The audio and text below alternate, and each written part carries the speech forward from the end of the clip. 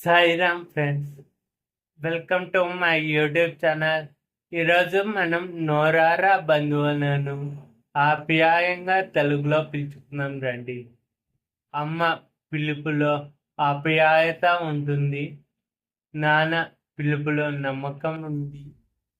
తాత పిలుపులో తన్మయత్వం ఉంది. అమ్మమ్మ అనే పిలుపులో అభిమానం ఉంది. నానమ్మ అనే పిలుపులో నవ్వు ఉంది. అత్త అనే పిలుపులో ఆదరణ ఉంది.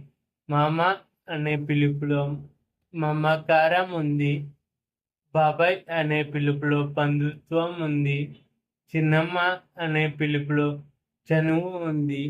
అన్న అనే పిలుపులో అభయం ఉంది. చెల్లి అనే పిలుపులో చేయూత ఉంది. తమ్ముడు అనే పిలుపులో తీయతనం ఉంది. అక్క అనే పిలుపులో అనురాగం ఉంది.